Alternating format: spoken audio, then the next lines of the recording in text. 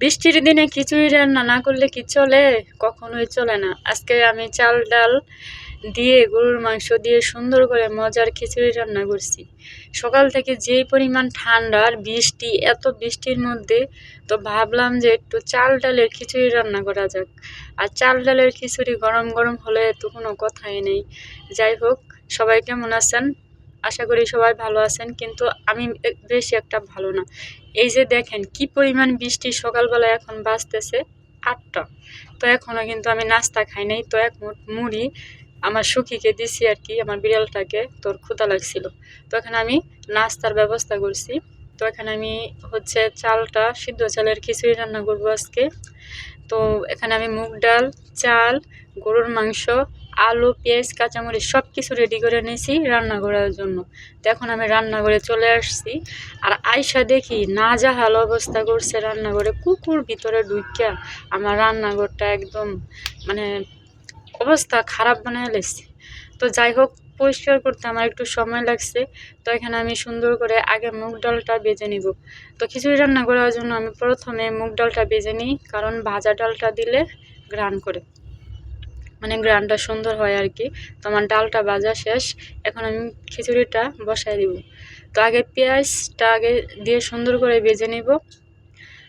তো পেঁয়াজটা ভাজতে ভাজতে মনে করেন যে আমি ডালটা একটু ভিজায় রাখছি, আর এখানে কাঁচামরিচটা একটু পরে দিছি। যাই হোক, আমার বিড়ালটার ক্ষুধা লাগছে বুঝছেন, সকাল থেকে না খায় আছে এখনো। তো একটু মুড়ি খাইছে শুধু, কি করব বলেন। এরকম বৃষ্টি যা কিনা বলার মতো না, চুলায় জাল ধরানোর সমস্যা হয়ে গেছে। আর বাসায় হচ্ছে গ্যাস নাই, মনে করেন যে আইসা দেখি রান্নাঘরে সব কিছু ভিজে গেছে।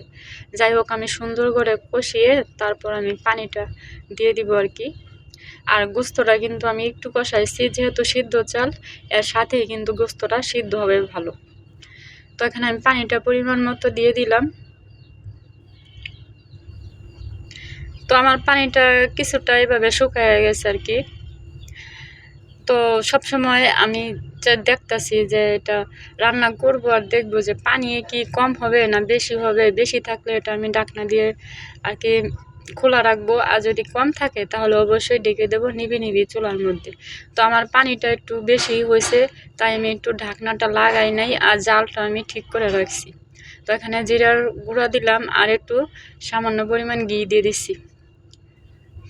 তো ঘি দিলে একটু ঘ্রাণটা সুন্দর হয়, টেস্টটা আর কি সুন্দর আসে, এজন্য আমি ঘিটা ব্যবহার করি।